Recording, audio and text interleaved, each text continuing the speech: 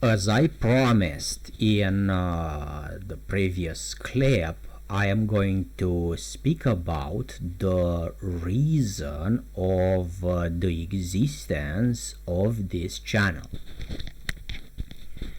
So basically, around the 1980s, a person realized that instructions told to a computer can get patented, at least in USA, and copyrighted, even if those things are inseparably connected to the very basic functioning of property that was legally bought by the customer.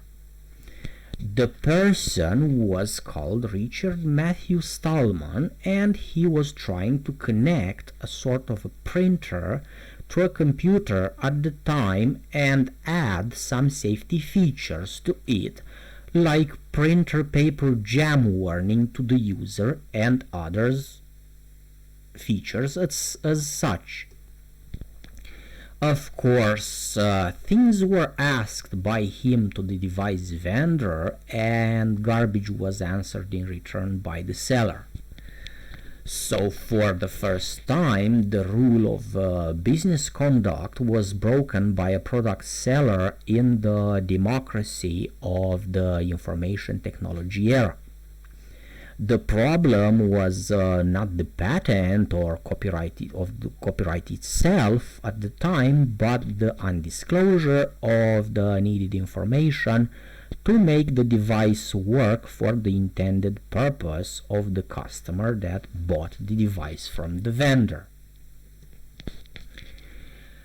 Things were not resolved by the vendor in a fair mutual way, and he was basically being told to take a hike or go play in the street if he doesn't abide to the vendor's unfair rules. Of course, that the things were not left in that state, because if they were, my pocket couldn't afford the warmongering behind this mic and keyboard, to say the least, and it would have been far more expensive than I could have ever even afforded to do so otherwise.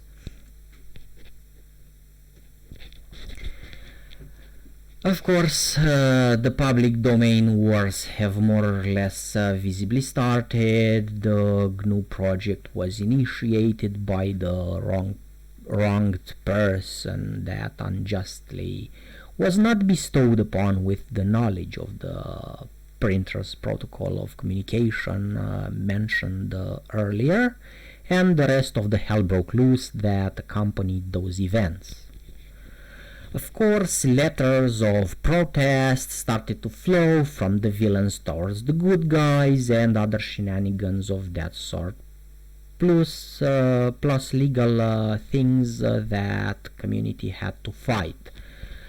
See the famous letter sent by the back then owner of Microsoft Corporation to the Free Software Foundation's leader at the time for more information about that.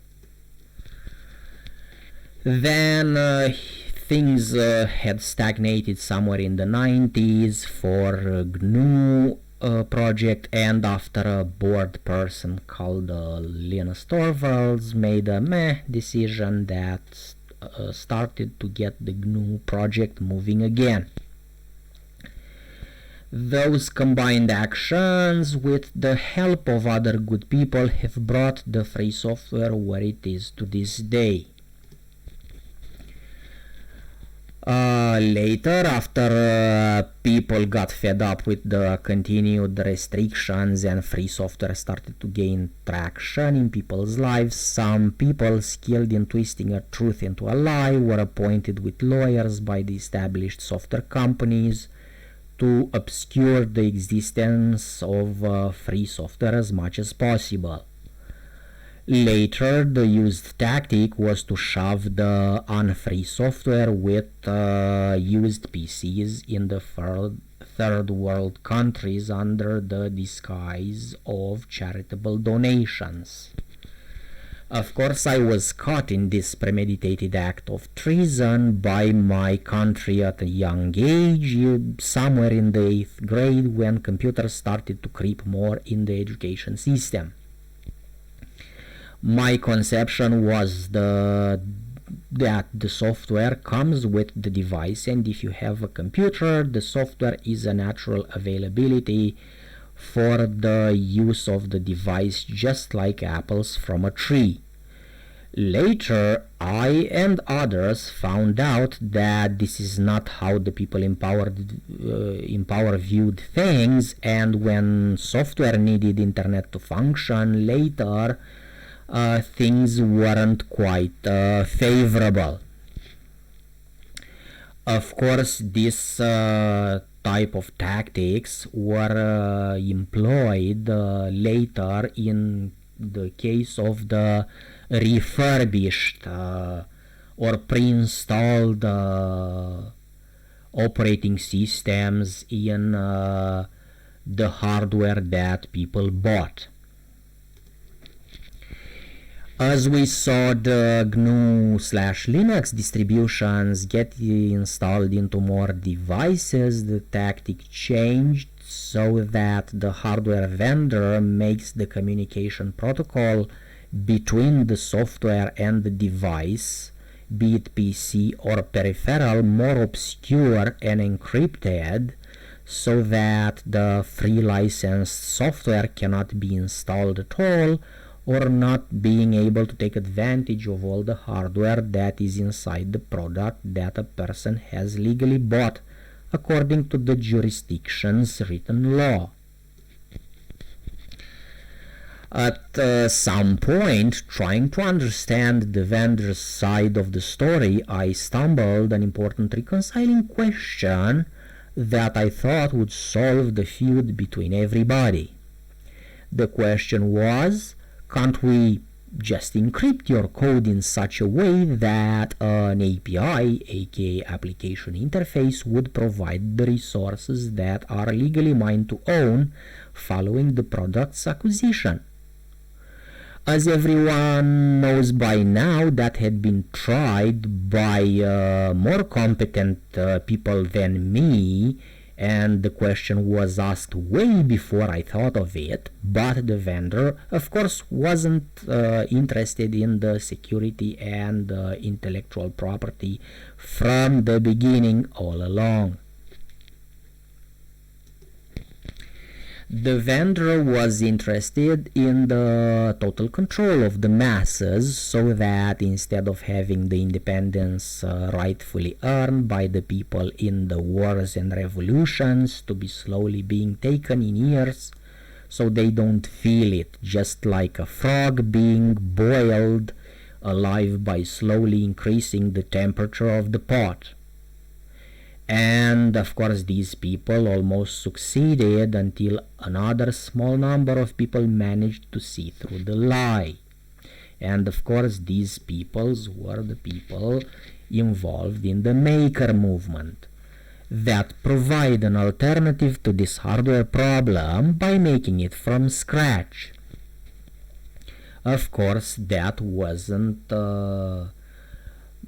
favored by the vendors, and the retaliation from them was that the production of the basic circuit IC components started to be seized from various reasons that were stated by the PR department of the factories, such as the ICs are too old and we have other models and other such things. But when other models appeared, you started to not have complete data sheets of those. Of course, when others started or continued to produce those components without the express authorization of the intellectual property holders, they were raided by the authorities on copyright and patent grounds. At least in Europe, the patent does not apply to software at the time this video is uploaded, but that was about to change when the private corporations with the let's just say favored lawmakers tried to enact different law packages that tried to change that. They tried to through the enaction of SOPA for the first time, and boy, this stirred the pot like a volcano at the time. Search the word SOPA, read the wiki, and you will see what happens when the authorities that should protect the masses basically toss a wrench into high-speed sprockets. Of course, since that didn't work and hasn't been voted with a majority, they tried the PIPA, which was the second try after the SOPA's epic failed. Of course, this one did exactly what the enactors tried to prevent, the copying part of it at least, where the majority in the parliament saw that its articles were almost or exactly the same as already the copyright laws from the signatory countries already have. And this was just repetition. And of course, this one failed epically because of that. And of course, since they weren't going to, the vendors and the corporations weren't going to give up that easily, they tried to come with this project, with the last breath of the beast, which is called ACTA in Europe. And it is a shame that EU is filled with worthless traitors, at least 30 of them at the time this one was proposed, because 30 countries voted pro this package of laws that ACTA provided, and the rest, which were a significant part of the European Union's countries, were against it. This one being the last attempt at the freedom of expression, it is not in force legally in European Union at the time of this video upload, but according to the European Union's principle, this, as other laws such as this, are suspended, they are not abolished. So the problem is when countries are exiting from this community space called European Union, those laws are going to be immediately in force for those countries. So again, I don't know how in those signatory countries is enforced this last one, ACTA package of laws, because at least unlike the other two earlier tries, this one has some legal camouflage by the use of what every layman wants to hear, and at the same time what the abusive set of lawyers want to interpret in front of the most of incompetent judges. And at least in those 30 countries, I don't know how this one in a form or another is actually implemented. Of course, many of you will wonder, why this channel anyway? Aren't there other channels that speak about this problem? Well, I am going to specifically speak about the intentional license misuse by social media uploaders, and I'm going to show in later videos how bad it is. I am going to show how the free software and open source community is sabotaged by different types of people on forums and social media, and I'm gonna show in later videos how bad that has become also. I am going to show how the laziness and arrogance of even the open source developers sitting on their laurels, oh, this is gonna sting me if I'm not careful. You know, these are able to hack and ruin my cyber life if I'm not careful. And of course, everything said here will be proven in the later following videos, but this is the shortest version possible for this format at the time. So by now I presented the basic rules of the channels. I have stated the reasons for such rules on my channel. I have reasoned the purpose of this channel very briefly and succinctly for now. Expect details about the matter throughout our journey. It will be enlightening to say the least. Please consider these clips posted until now as disclaimers also. You will be sent to parts of them when you will fail to be a fair or forgetful person. I am going to present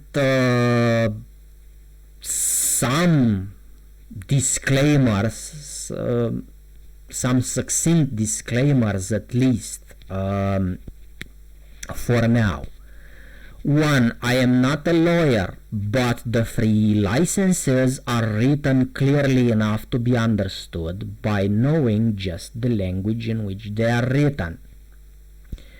2.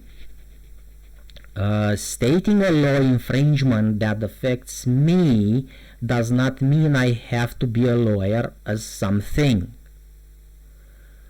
The third disclaimer is that things said by me on this channel are my research conclusions with my solutions to the problems treated until stated otherwise.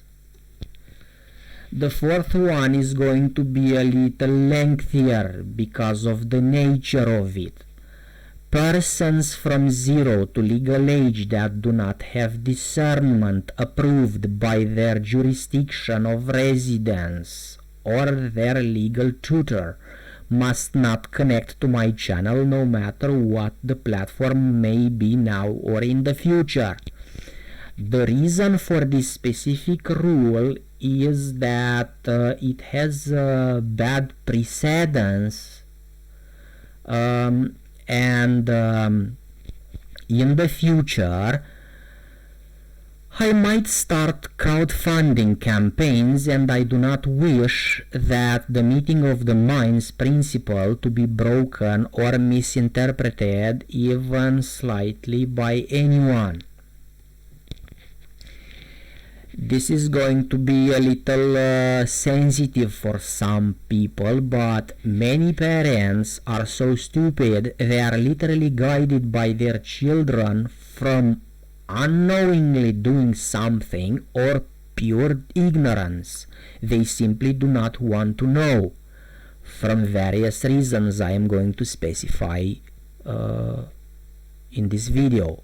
When the above first case happens and my projects cannot be fulfilled as stated, I am sure that the parents are going to blame me at that point for corrupting them or their children, and I can get arrested or be roped in other sorts of legal trouble.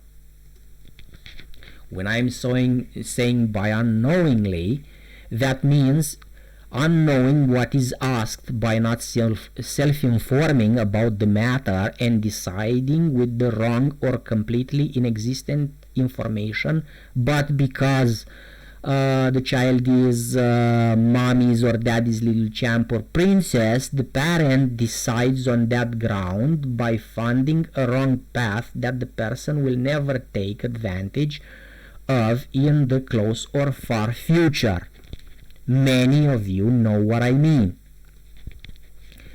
Or simply because the child was not completely planned, or the age is considered of a baby even if it has almost the legal age, it is treated with complete utter ignorance, as sometimes the legal system treats this also, not just the parent.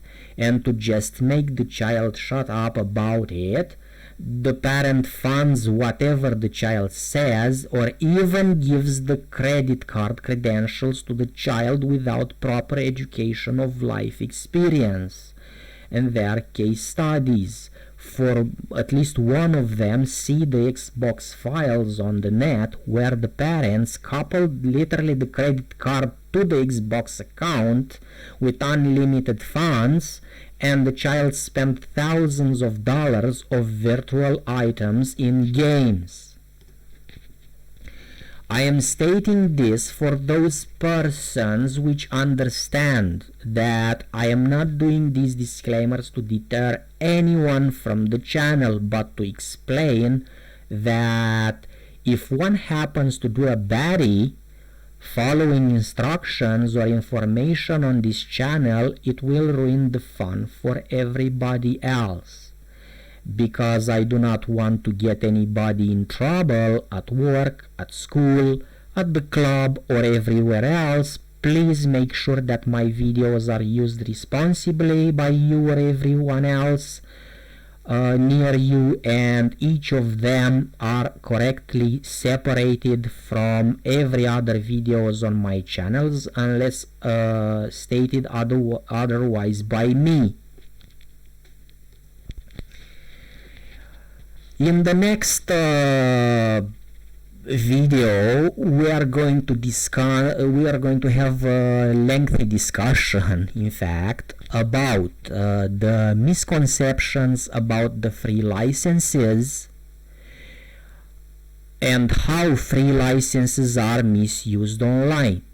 We are going to speak also about how free software is sabotaged through quote-unquote, this time open source environments, or at least alleged, and even through some real open source channels.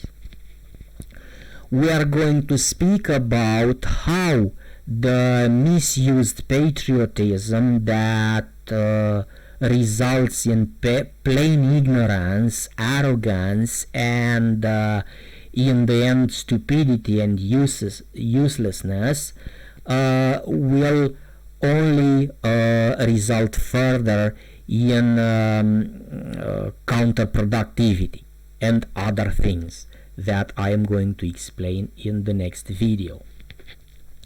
We are going to discuss one very important fact also, where how the copyright management associations do not have in place provisions, at least legal ones, of cooperation, of good, honest cooperation between the mass of the general public and the official content platforms.